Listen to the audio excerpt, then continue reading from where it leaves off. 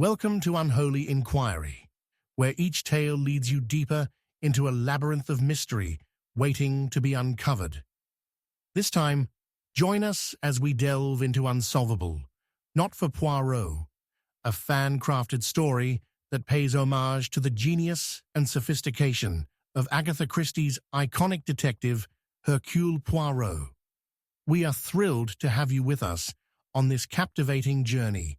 Share your thoughts, let us know where you're tuning in from, and if you spot any details we missed, your feedback is invaluable. Together, let's continue to shape even more thrilling enigmas. Chapter 1. The Crime That Made No Sense. The rain fell in sheets, drowning the streets of London in a silver haze. A single light flickered from the upper window of the Blackwood estate, a mansion so still, so silent, that it might as well have been abandoned. But inside that very house, a crime had taken place, a crime that made no sense. Detective Hastings was the first on the scene, his breath misting in the cold air as he stepped through the heavy oak doors. The room before him was pristine, immaculate, untouched. A library of dark mahogany, shelves stacked with leather-bound books, a fireplace still smouldering from the night before, and in the center of it all, a body. Sir Reginald Ashworth, a man of immense wealth and power, lay lifeless in his chair, his head tilted slightly, his face frozen in an expression of eerie surprise. No blood, no wounds, no sign of struggle. Just dead. Hastings ran a hand through his hair. No forced entry. No weapon in sight. No sign of poison. It was as if death had simply reached into the room and stolen the life from the old man, leaving behind nothing but questions. Then came the suspects, a gathering of the damned. Lady Eleanor, the grieving widow, tears streaming down her pale face, yet her eyes never quite meeting Hastings. Theodore Blackwood, the business partner, his fingers twitching, his gaze sharp as a knife. Violet Ashworth, the estranged niece, standing by the window, her hands folded too neatly, too carefully. And Charles Montgomery, the butler, his expression unreadable, his loyalty to the dead man unshaken. Their alibis were flawless. The doors had been locked from the inside, the windows bolted shut, no footprints, no disturbances. And yet, Sir Reginald was dead. Poirot arrived just as the storm outside reached its peak. His silhouette, small yet commanding, appeared in the doorway, his keen eyes scanning the room like a hawk circling its prey. He said nothing at first, he merely observed, a sniff of the air, a glance at the ashes in the fireplace, the faintest curl of his lips. "This," he murmured, "is a murder most unnatural." The interrogations began, questions sharp as daggers, each word slicing through the carefully constructed lies of the suspects. Lady Eleanor sobbed as she recounted the night before, but her grief was practiced, her sorrow performed. Theodore Blackwood spoke of business dealings and rivalries, his voice steady, but his hands betrayed him. Violet remained silent, her fingers tapping against her wrist in a rhythm too precise, too controlled. And the butler, he said little, but in his silence there was something unsettling. Then, the first twist, the discovery of Sir Reginald's final letter, hidden behind a portrait, sealed with wax. A letter that should have never been found. A letter that spoke of betrayal, of a secret only one person could have known. A name scratched out at the very end. The ink smeared. The truth buried. Poirot leaned closer, his fingers tracing the lines of the paper. "Ah," he whispered, "the pieces, they begin to fit." The clues were there all along. The untouched glass of brandy, the single scuff mark on the Persian rug, the scent of something faint, something just beneath the surface, almonds.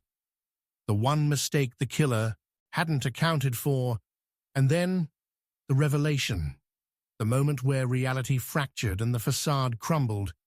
It was not Lady Eleanor, nor Theodore, nor Violet who had done it. The answer was darker, more insidious. Sir Reginald had not been murdered. He had been executed. The butler, Charles Montgomery, had served the Ashworth family for decades.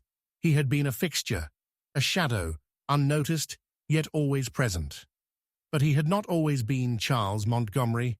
He had once been someone else, someone wronged, someone who had waited and waited and waited, until now. Sir Reginald had thought himself untouchable. He had forgotten the sins of his past, but the past had not forgotten him. And so, a silent hand had slipped a slow, undetectable poison into his evening tea, a poison that left no trace, no evidence, nothing but a heartbeat that slowed and slowed and stopped. Poirot turned to the butler, his voice soft, almost pitying. "You played your role well, mon ami, but vengeance, it always leaves a mark." And then, the final blow. The butler did not protest, did not deny it. He simply smiled, a slow, knowing smile. Because in the end, this was never about escaping justice. It was about delivering it. A crime that made no sense until Poirot arrived. Chapter 2. A Killer's Perfect Alibi. The clock struck midnight. The rain had stopped, leaving behind a suffocating silence that wrapped itself around the city like a noose. Inside the lavish study of the Hereford estate, Lord Gregory Hereford sat slumped over his desk, his lifeless eyes staring into the abyss. A glass of bourbon rested beside his stiff hand, untouched. His gold pocket watch shattered on the marble floor. And the door, locked from the inside, Detective Hastings stood over the body, his mind reeling.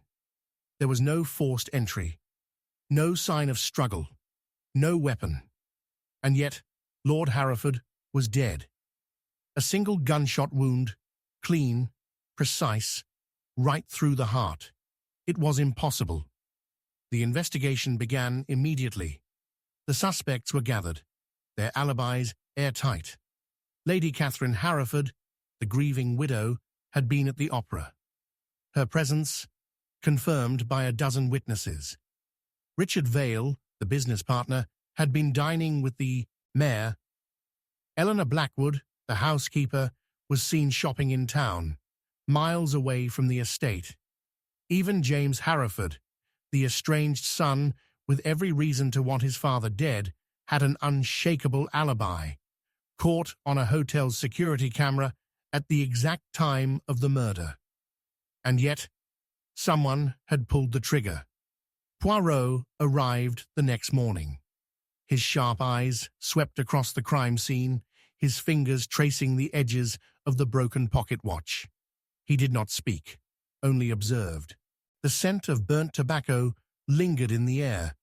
A single droplet of ink had splattered across the victim's desk. Small details, insignificant details, until they weren't. "The question is not who had motive," Poirot finally said, his voice like a blade cutting through the tension. "It is who had the means." The investigation intensified. The gun was missing, vanished into thin air.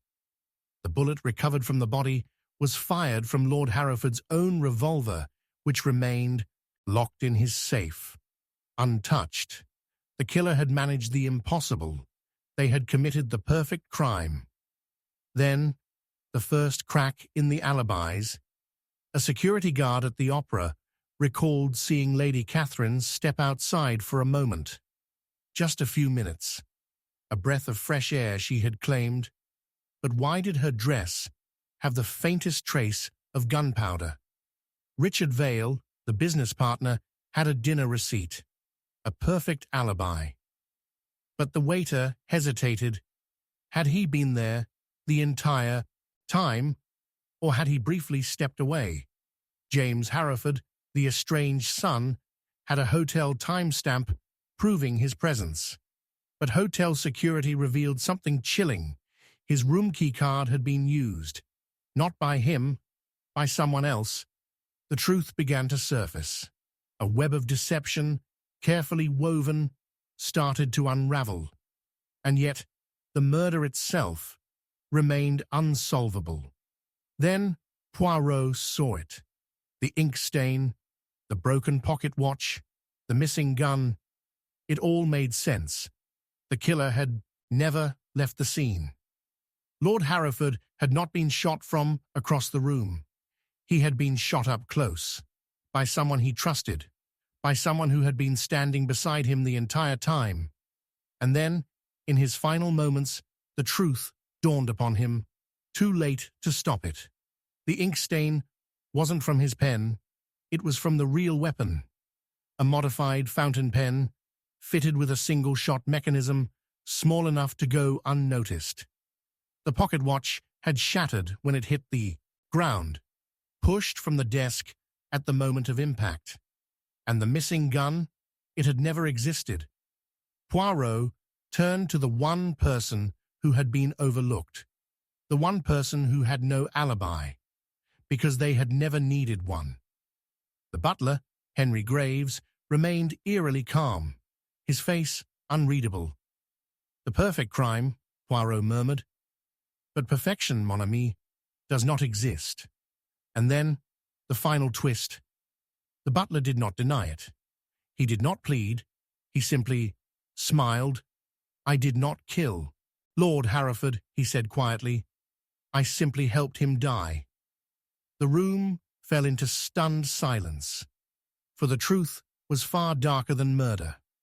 Lord Harrowford had known. He had known his days were numbered, that the sins of his past would come back to claim him. And so, he had orchestrated his own death, a final deception to frame those who had wronged him, a revenge from beyond the grave. But what he hadn't counted on was Poirot, a perfect alibi, a perfect crime. And yet the truth was always there, hidden in the smallest details, waiting to be seen. Chapter 3. The Locked Room. Riddle. The scream tore through the corridors of Blackwood Manor, sharp as a knife, slicing through the dead silence of the night. By the time the door was broken down, the sight inside was enough to freeze even the bravest heart. Lord Alistair Blackwood lay sprawled across the antique Persian rug, his lifeless eyes staring at the high ceiling. A gunshot wound, a clean, perfect hole, right in the center of his forehead.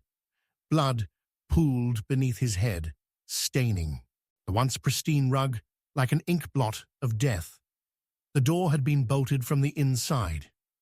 The windows sealed shut, not a crack or a hinge disturbed. No secret passages, no signs of struggle. Nothing, just a dead man in a room that no one could have entered or left. Detective Hastings paced the length of the hallway, his brow furrowed. Impossible. A murder without a murderer. He turned to the servants, the guests, anyone who might have an explanation. But their answers were the same. No one had seen anything. No one had heard anything, except the single gunshot, followed by silence. Poirot arrived minutes later, his expression unreadable as he stepped into the room. He did not rush, did not frown. He merely looked. The faintest hint of curiosity flickered in his sharp eyes. He knelt by the body, his fingers ghosting over the fine silk of Blackwood's robe. A sniff of the air, a glance at the desk, the bookshelf, the clock. He tapped his cane lightly against the ground. "Fascinating," he murmured. "A murder so perfect, It must be a lie. The suspects were gathered in the drawing room. The grieving widow, Lady Evelyn Blackwood, her hands shaking, her breath unsteady, yet her tears seemed strangely absent. The loyal secretary, Charles Graves, a man who had served Blackwood for 15 years, his face pale, his lips pressed into a thin line.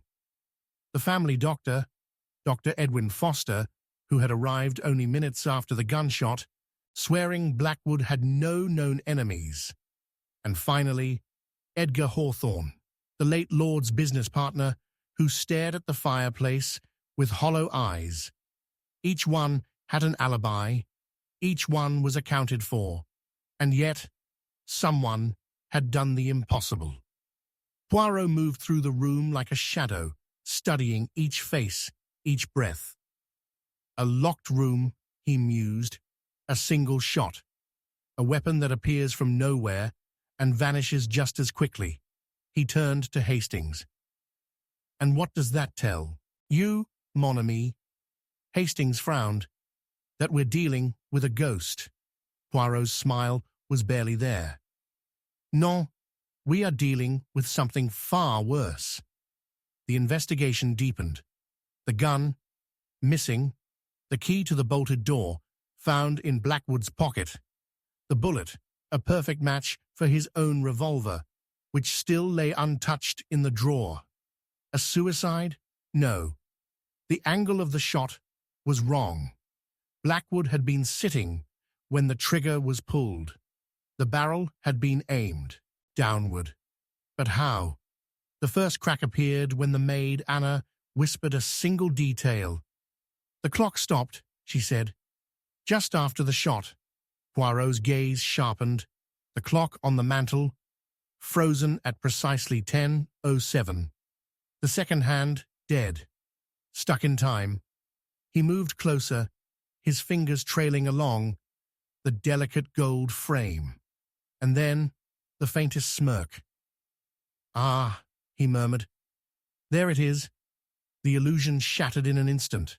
Blackwood had been dead long before the shot was fired.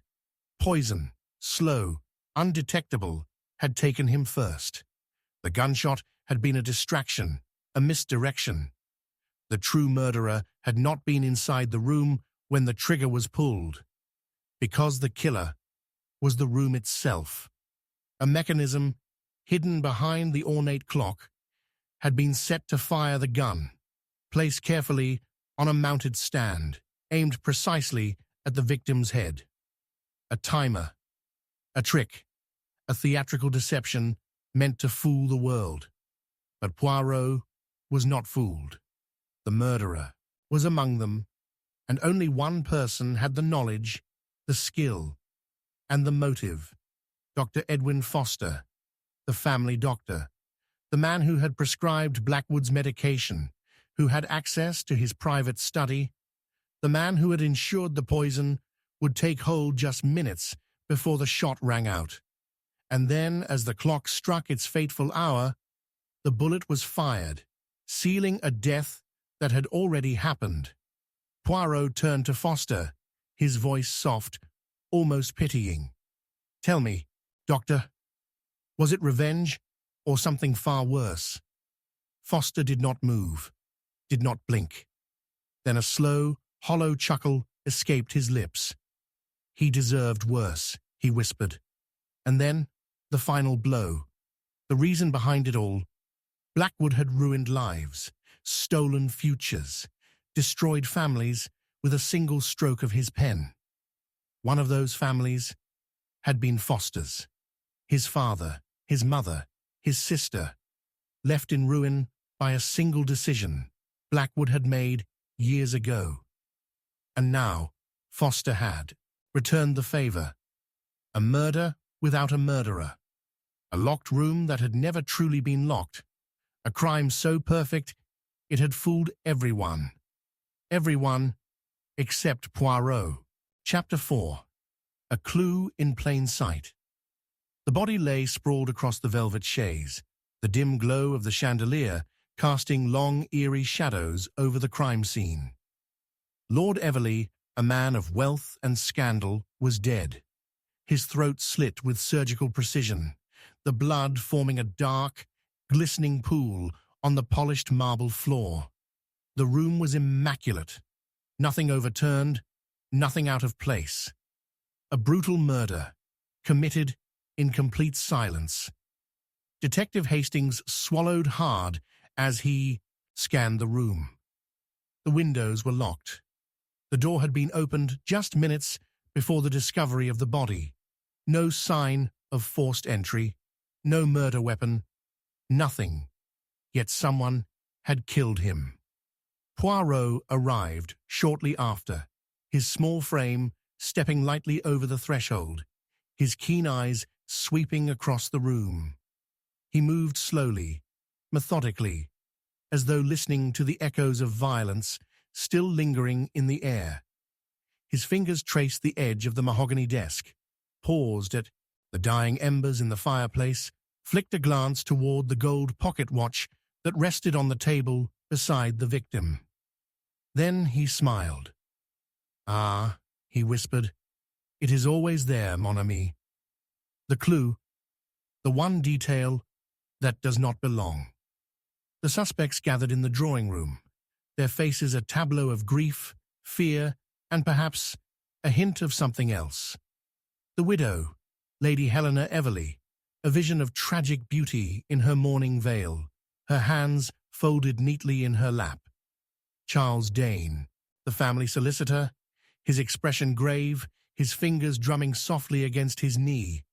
Eleanor Fitz, the victim's much younger mistress, her lips pressed into a thin line, her eyes darting, searching. And Robert Everleigh, the estranged son, standing apart from the others, his jaw tight, his fists clenched at his sides. Each had a motive. Each had a secret. But none had an alibi. Poirot asked his questions, each one a thread in an unseen tapestry. "Where were you last night? Who had access to the house? When did you last see Lord Everleigh alive?" The answers came, steady and rehearsed. Yet somewhere in the carefully curated performances, the truth was already showing its cracks. The widow spoke of devotion, but her black lace sleeves did little to hide the faint red marks on her wrist. The solicitor insisted on loyalty, yet he failed to mention the altered will hidden in his office drawer. The mistress feigned innocence, but there was a letter, torn, discarded, written in her own desperate hand. And the son, full of anger, of grief, of old wounds unhealed. But was it the kind of anger that led to murder? Then, the revelation, a missing paperweight, a small, insignificant object, something that should have been on the desk, but wasn't. Poirot moved through the room with deliberate ease, his fingers grazing the fabric of the curtains, the rim of an untouched wine glass, the pages of an open book. Then he stopped. His hand hovered over something so ordinary, so unremarkable, that no one had noticed it at all. A single silver cufflink. "Tell me," Poirot said, his voice almost gentle, "who among you has lost something this evening?" The room froze. Robert Everleigh's eyes flicked downward. A moment of hesitation, a breath too long. Hastings frowned. "Surely you don't think—" But Poirot was already shaking his head. "Non, mon ami. This does not belong to Robert Everleigh."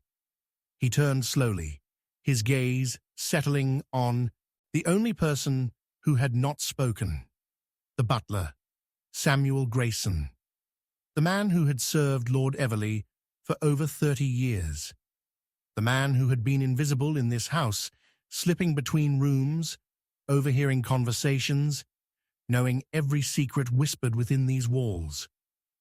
"The cufflink is yours," Poirot murmured. "Is it not?" A silence stretched so thick it was suffocating. And then the truth unraveled. It was not a crime of passion, not revenge, not greed, It was duty. Lord Everley had been dying. A slow, agonizing death he had hidden from the world. The butler, his closest companion, the only man he had ever truly trusted, had promised to spare him the pain. A quiet, painless end. But something had gone wrong. Lord Everley had changed his mind. He wanted to live. He begged. He pleaded. And in that moment, Grayson had realized he could not undo what had already begun. So he did what he had to. He slit his throat, made it look like murder, created a mystery where there was none. And then, the final blow. The reason no one had noticed the missing paperweight. The reason the cufflink had been left behind. Because in those final moments, when Lord Everley had struggled, he had reached for something. Not to defend himself, not to fight, but to hold on to the one man who had never left his side. A silent plea. A final betrayal. Poirot sighed. The clue, mon ami, was always in plain sight. The butler did not weep, did not beg. He simply bowed his head. It was mercy, he whispered. But mercy and murder were often the same thing. And as the constables led him away, the house fell into a silence that could never be broken. Chapter 5. A suspect with no face. The shot rang out like thunder in the dead of night. A single bullet, a single scream. By the time the butler unlocked the study door, Lord Edward Langley was slumped over his desk, a crimson stain spreading across his ivory silk waistcoat. His hand twitched once, then stilled, forever. The room was empty. No shattered glass, no forced entry, no gun on the floor. Just the lingering scent of cigar smoke, and the flickering gaslight casting eerie shadows across the walls. The window was latched from the inside, the only door locked. And outside, beyond the study, the house was filled with people. Guests, servants, family, each one swearing the same thing. No one had entered. No one had left. It was impossible. Detective Hastings stood frozen at the threshold, his mind racing. The gunshot had been heard from the drawing room, yet no one had seen a gunman. No one had even passed through the corridor. Poirot arrived minutes later, his small frame stepping lightly over the threshold. He tilted his head, eyes sweeping over the body, the desk, the half-empty glass of scotch. He studied the crime scene as if reading a book only he could understand. And then he whispered, almost to himself, "A murder with no murderer. No, mon ami, only a truth waiting to be seen." The suspects gathered in the grand hall, their faces a mask of grief, shock, and something else, something colder. Lady Margaret Langley, the young widow, her pale fingers twisting the hem of her dress. Henry Blackwood, the business partner, his hands trembling as he reached for his cigarette case.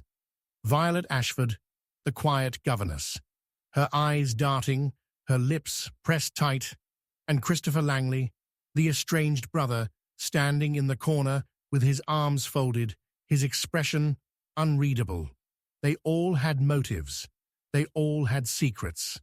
The widow stood to inherit everything. The business partner had been losing money badly. The governess had been overheard arguing with Langley only hours before. And the brother? He had vanished from Langley's life for over a decade, returning only last week. But none of them had been seen near the study. None of them had the chance to fire the gun. Unless...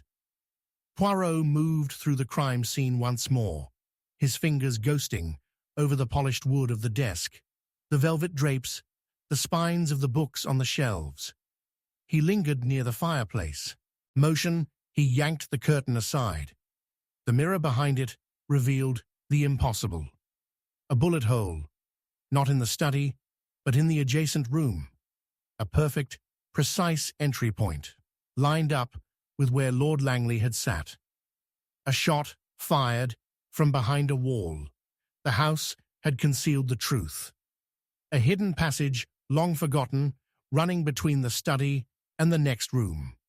A relic of the mansion's past, once used for secret affairs, now repurposed for murder. And then Poirot turned, his gaze, sharp as a blade, locked onto the one person who had not spoken. The governess. Violet Ashford's breath hitched. "You knew," Poirot murmured. "You knew about the passage. You knew he sat at his desk every night, always in the same spot. You planned it perfectly. A single shot, a single moment. And then you stepped into the hallway, blending in with the others before the body was even discovered." Her hands trembled. "No," she whispered. "No, I wasn't. I didn't."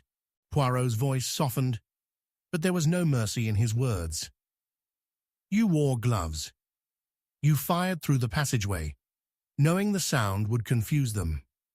And then, when the others rushed to the study, you simply walked out of the next room. Just another guest. Just another witness. The perfect illusion." Hastings exhaled sharply. "My God. No one ever saw her near the study because she never had to be." The room closed in around her, a web of deception unraveling in an instant. And then, the final blow. It had never been about money, or revenge, or betrayal. It had been love. Violet had loved Langley, loved him with a devotion so fierce, so all-consuming, that it had become unbearable when he turned his affections elsewhere, when she became invisible to him, a ghost in her own life. And so, she became the thing he would never see, the faceless murderer, a suspect with no face, because no one had ever truly seen her at all. She did not beg, did not cry. She only let out a hollow laugh, shaking her head. "I was always just the governess," Poirot sighed. "Non, mademoiselle. You were always something more. But love, when twisted, makes ghosts of us all." And as they led her away, the mansion stood silent once more. Only this time, it was not the absence of sound. It was the presence of something darker, something colder. A love story rewritten in blood. Chapter 6. The Dead Man's Secret. The candle flickered, casting shadows that danced like specters against the cold stone walls. A storm raged outside, the wind howling through the trees, rattling the windows of Blackwood Manor. Inside the study, the air was thick with the scent of old paper, leather, and something far more sinister, the unmistakable metallic tang of blood. Lord Sebastian Blackwood sat slumped over his desk, his once powerful frame lifeless, his face frozen in an expression of terror. A deep knife wound to the chest, his left hand clenched into a fist, as if gripping onto something even in death. The ink on the paper before him had barely dried. A single sentence, scrawled in shaky handwriting: "Find the truth before it finds you." Detective Hastings stared at the note, his pulse hammering. What does it mean? Poirot stepped forward, his gaze unreadable as he studied the corpse. He reached for Blackwood's clenched fist and, with a delicate touch, pried the fingers open. Something small and fragile tumbled onto the desk, a piece of torn paper, barely larger than a coin. The ink had bled slightly, but the letters were still visible. Just 2 words. "Eleanor knows." The drawing room filled with whispers as the suspects gathered. Lady Eleanor Blackwood, the grieving widow, sat stiffly, her hands trembling against the black lace of her dress. Jonathan Graves, the family lawyer, paced by the fireplace, his fingers running over his pocket watch with nervous energy. Violet Blackwood, the victim's estranged daughter, stood near the window, staring into the rain-soaked night, unreadable. And Charles Montague, the business partner, poured himself a drink, his jaw tight, his movements just a little too controlled. Poirot's voice was soft, almost gentle. "Lady Eleanor, what is it that you know?" The widow's lips parted slightly, but no words came. A game of silence, a house full of secrets, and somewhere, buried beneath it all, a truth waiting to be unearthed. The investigation twisted like a coiled serpent. Blackwood's will had been altered only days before his death, naming an unknown heir. A letter half-burned in the fireplace spoke of debts unpaid, of betrayals yet to be settled, and then the discovery of the missing key. Tucked beneath Blackwood's pillow, hidden from prying eyes, a small brass key, its edges worn with age.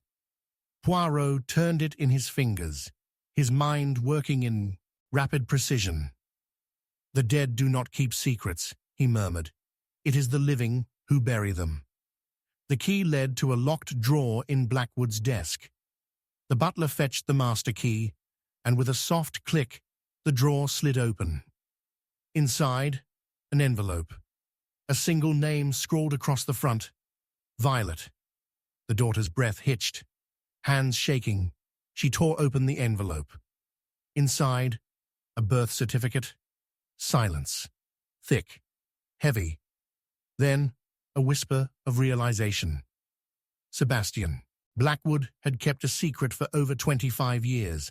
A truth that had the power to shatter everything. Violet was not his daughter. She was the child of another man. A man who had once been his closest friend. A man who had vanished.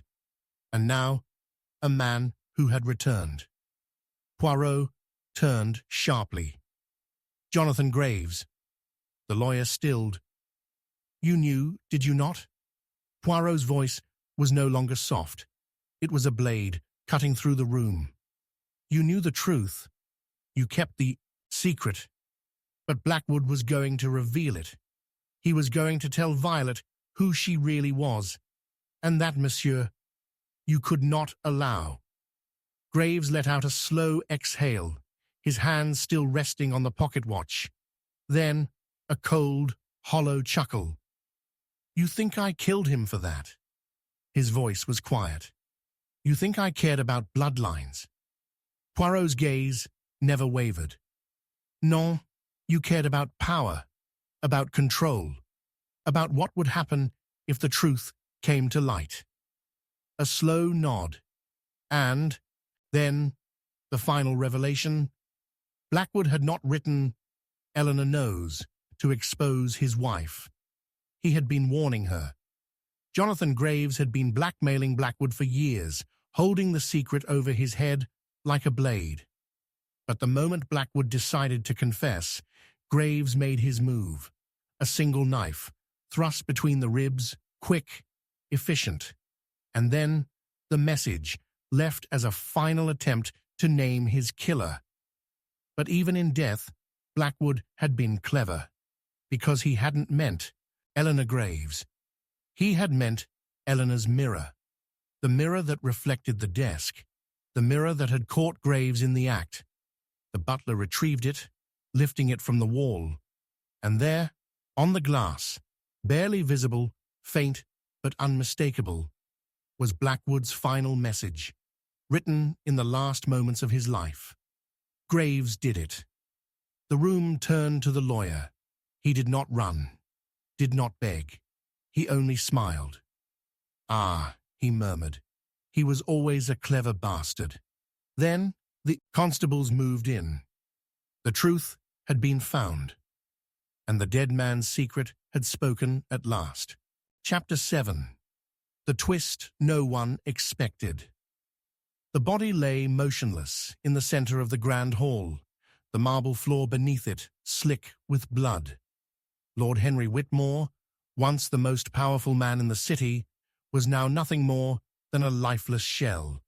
A single gunshot wound to the chest, a crime committed in plain sight. Yet no one had seen the killer. The guests at Whitmore Manor stood frozen, faces pale, hands trembling. The grand clock in the hallway chimed midnight, each toll of the bell stretching the silence into something unbearable. The gun lay on the floor, inches from the body. A .38 caliber revolver, freshly fired.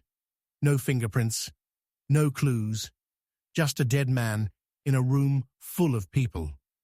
Detective Hastings swallowed hard. "Impossible," he muttered. "Someone pulled the trigger. Someone in this room." Poirot stood in the doorway, watching, observing. He did not speak. Not yet.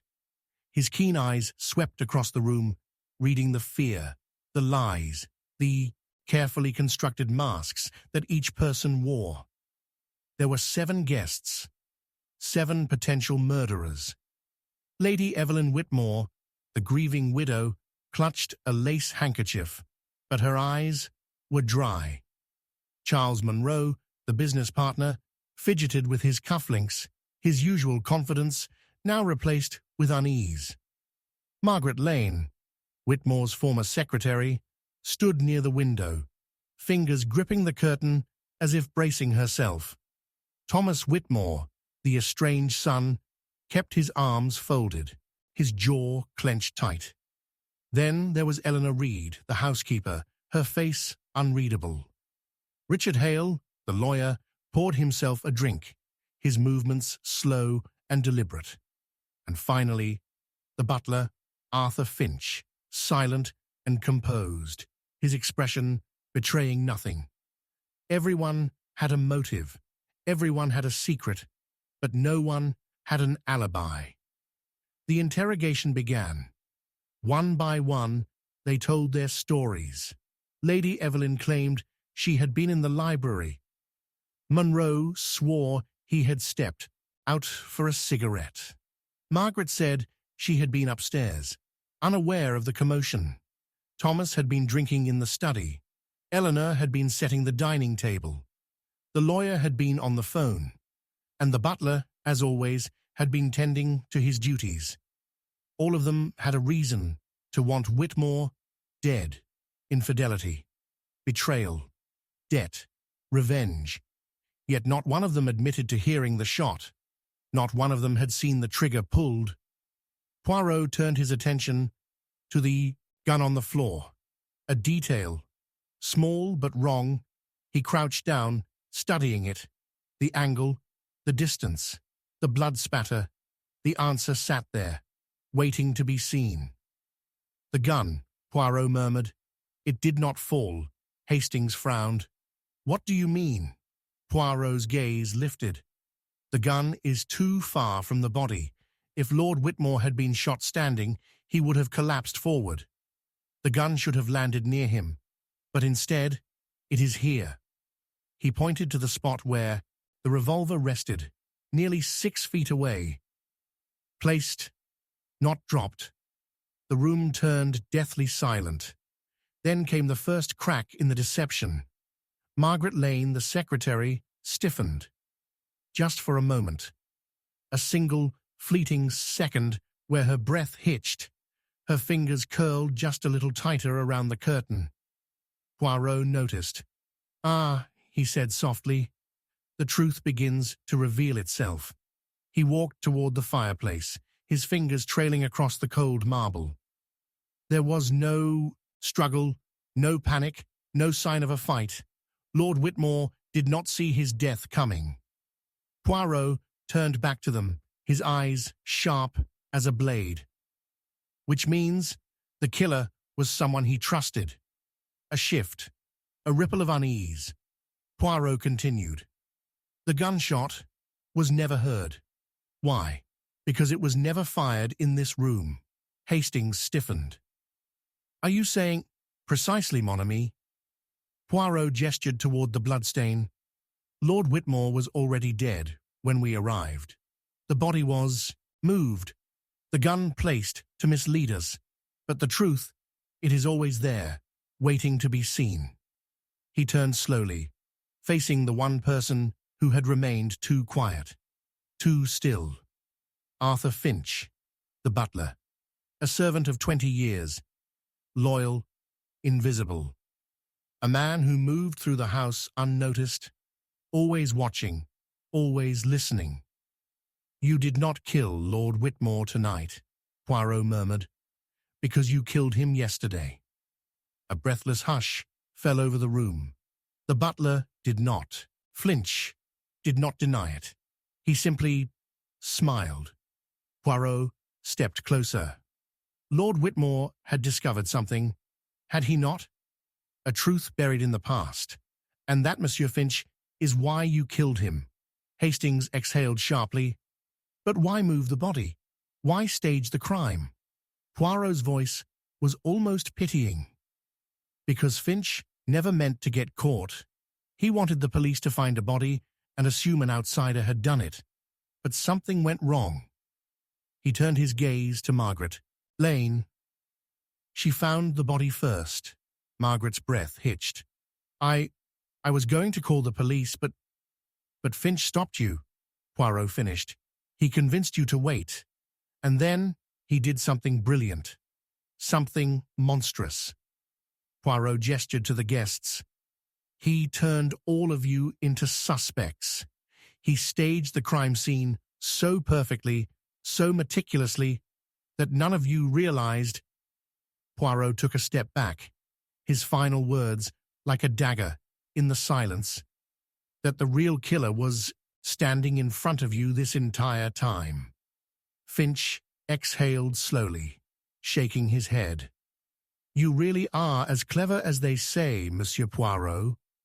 The room remained frozen, the weight of the truth pressing down on every soul within it. The butler reached for his pocket watch, clicking it open, staring at it for a long, silent moment. Then he looked up. It wasn't about the money. It wasn't about power. It was justice. Poirot met his gaze. Justice or vengeance? Finch did not answer. The constables arrived minutes later. As they led him away, Finch paused at the threshold. He turned back, his voice calm, almost serene. "Do you know what the tragedy is, Monsieur Poirot?" Poirot waited. "I never thought you'd figure it out." And with that, the door closed behind him. The guests stood in stunned silence, the weight of what had just unraveled sinking in. Poirot stepped forward, adjusting his cuffs, his voice barely above a whisper. "A murderer hidden in plain sight, a twist no one expected." Hastings swallowed. "God help us all." Chapter 8. A Crime from the Past. The body was found at dawn, sprawled across the stone steps of Ravenswood Manor. Blood pooled beneath the head of William Hargrove, his once dignified face frozen in a twisted grimace. The air was still, the estate suffocating under the weight of its own history. A single bullet to the temple. No sign of struggle, no weapon, just a whisper of death lingering in the cold morning mist. Detective Hastings stood over the corpse, his breath curling in the chill. "Suicide?" he muttered. But Poirot shook his head, his sharp gaze tracing the delicate details, the unnatural angle of the body, the lack of gunpowder residue on the hands, the footprints leading to the scene, but none leaving. "Murder," Poirot whispered, "a most deliberate one." The investigation began with the household, a gathering of shadows from Hargrove's past. His widow, Eleanor, her face pale, unreadable, her mourning veil barely concealing the flicker of something, relief. His younger brother Victor, eyes sharp, hands trembling slightly as he poured a drink he did not touch. The housekeeper, Mrs. Finch, silent, her gaze lowered, as if seeing ghosts where none should be. And then there was Edward Locke, Hargrove's oldest friend, who had once been accused of a crime that had never been solved. Whispers filled the manor. Old rumors stirred. A name spoken in hushed tones. Mary Calloway. A name tied to a murder that had been buried for 20 years. Poirot's fingers grazed the dust-covered books in Hargrove's study. He pulled one free, flipping to the yellowed pages. A name underlined, not once, but 3 times.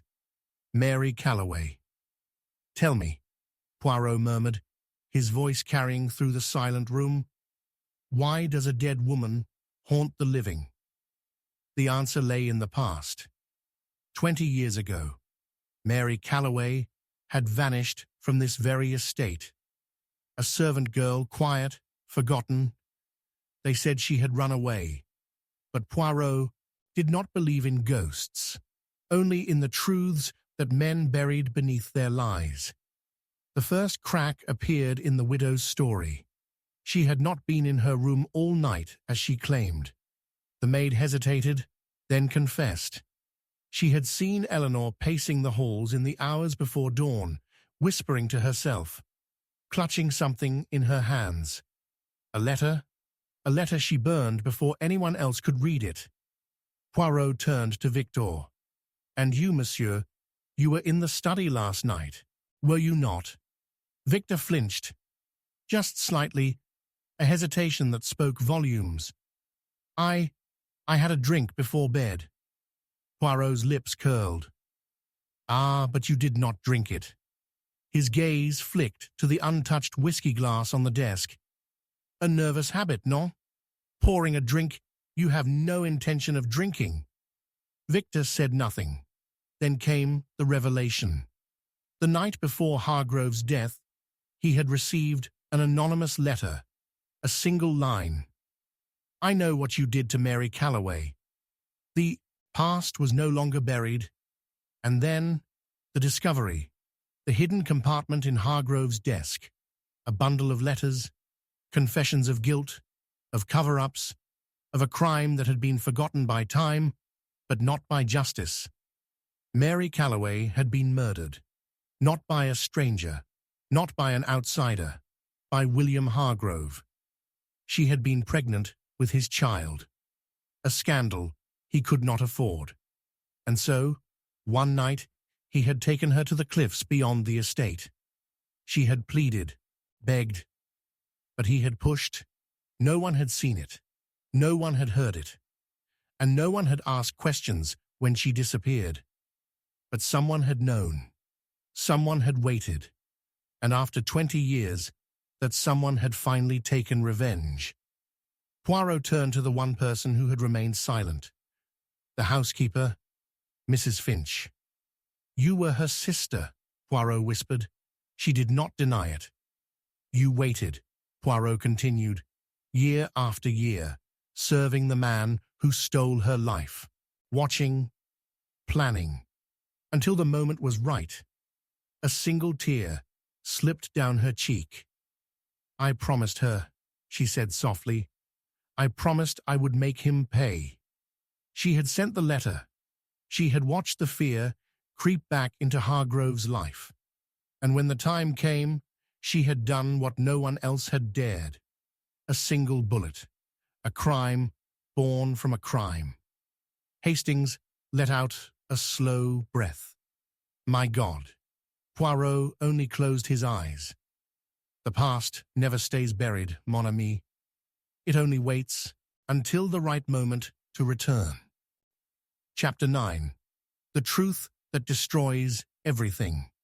The rain was relentless, pounding against the windows of the Blackthorn estate like an impatient visitor demanding to be let in. Inside, the great hall was drenched in candlelight, flickering against the high walls, casting elongated shadows that seemed to stretch toward the corpse on the floor. Philip Blackthorn, the last heir to the family fortune, lay motionless, his lifeless eyes fixed on the ceiling. His throat had been slit, clean and precise. No signs of struggle, no forced entry. The blade that had ended his life was missing. A perfect crime, or so it seemed. Poirot stood over the body, unmoving, his sharp eyes drinking in every detail. The blood, still wet, crept across the marble like ink staining a forgotten letter. The scent of expensive cologne mixed with the iron tang of death. A glass of wine rested on the nearby table, untouched. A single candle had been knocked over, its wax pooling onto the Persian rug. A small thing, a careless thing. And yet, Poirot knew. He straightened, his voice cutting through the thick silence. This, mon ami, is not just a murder. He looked up, his gaze piercing. It is a reckoning. The suspects stood gathered in the drawing room, their faces pale, their alibis perfectly rehearsed. Eleanor Blackthorne, the grieving widow, her hands folded neatly, eyes rimmed with false grief. Thomas Graves, the family lawyer, his fingers twitching against his pocket watch, the weight of something unsaid pressing down on him. Henry Whitlow, the business partner, his expression composed, but his pulse betraying him. And Madeline Hargrove, the old friend, standing near the fire, her back impossibly straight, as though bracing for a storm. 4 people, each one with a reason to see Philip Blackthorne dead, and yet none with an alibi. The investigation unfolded like a game of chess, each move deliberate, each piece maneuvered with precision. A letter was found in Philip's desk, its contents damning. Proof of blackmail, of betrayal. A second will, unsigned, hidden behind a painting. A secret ledger, detailing debts no one was supposed to know about. And then, the break. The missing blade was found, not discarded in haste, not thrown away in panic, but placed, carefully, inside the desk drawer. Poirot's fingers hovered over it. A slow inhale, a glance at the reflection of his own face in the polished steel. He turned, his voice calm but merciless. The killer did not try to hide their crime, he said softly. They wanted it to be found. Hastings frowned. But why? Poirot met his gaze. Because the truth was meant to destroy. The room held its breath. Then, the revelation. Philip Blackthorne was no victim. He was a predator. A man who had built his empire on deception, who had ruined lives with a single signature, who had left a trail of destruction in his wake. The will he had hidden was not meant to protect his family, it was meant to cut them out entirely. His widow had discovered his infidelities. His lawyer had learned of his fraudulent dealings. His business partner had realized he had been cheated. His closest friend had been betrayed in the worst way imaginable. And yet none of them had killed him, because Philip Blackthorne had killed himself, but not in the way one might think. Poirot turned to Eleanor, his voice gentle, almost regretful. You did not slit his throat, he said. You only left the knife where he could find it. The room shuddered under the weight of the truth. Philip had seen the walls closing in, the people he had wronged, the secrets unraveling, the world he had built crumbling beneath him. And so, in his final act of control, he had orchestrated his own death, knowing that those he had hurt would be blamed, that they would be destroyed by suspicion, by fear, by the very truth he had spent his life twisting. He had not just died. He had made his death a weapon. The final blow landed like a hammer. Eleanor's lips parted, but no words came. The others stared, hollow-eyed, as the weight of Philip's final move sank in. He had won. Even in death, He had won. Poirot exhaled, closing his eyes for a brief moment. When he spoke again, his voice was almost mournful. The truth, mon ami, is the most dangerous thing of all. And as the storm raged on, outside, the truth left nothing but ruins behind. Chapter 10. Poirot's Ultimate Revelation. The clock struck 10. The storm outside rattled the windows of Ashford Manor, the wind howling like a chorus of restless spirits. Inside, the drawing room was deathly silent, faces lined with tension, shadows flickering against the velvet drapes. The air was thick, heavy with secrets, with lies. At the center of it all lay the body, Lord Reginald Ashford. Slumped in his chair, his lifeless eyes staring at the chandelier above. A single gunshot to the heart. No sign of a struggle, no forced entry, just a pool of blood seeping into the Persian rug, its deep crimson stain expanding like ink on parchment. A locked room. A perfect crime. Or so it seemed. Poirot stood by the fireplace, his hands folded neatly behind his back. His gaze drifted over the suspects, each one carefully assembled, each one carrying the weight of their own guilt. Lady Eleanor Ashford, the grieving widow, her trembling hands gripping a lace handkerchief. Edward Langley, the family lawyer, his expression calm, but his fingers twitching against his pocket watch. Theodore Blackwood, the business partner, his jaw tight, his breath uneven. And Beatrice Lane, the young governess, standing near the window, her posture unnaturally stiff. 4 suspects, 4 different stories, but only one killer. Poirot inhaled deeply, then exhaled, his voice smooth as silk. Mes amis, the time for deception is over. The truth is here, and it is far darker than you imagine. A shift in the room, a ripple of unease.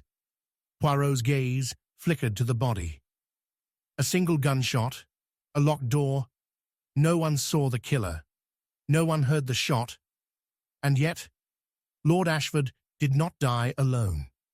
Hastings frowned. But there was no one else in the room. Poirot's lips curled into the faintest of smiles. Non, mon ami.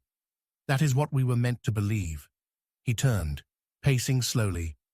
A murder, perfectly staged. A room, sealed. From the inside, a gun placed in the victim's own hand. And a single detail, so small, so insignificant, that no one noticed it at all. Silence. A single breath, held in anticipation. Poirot paused before the fireplace.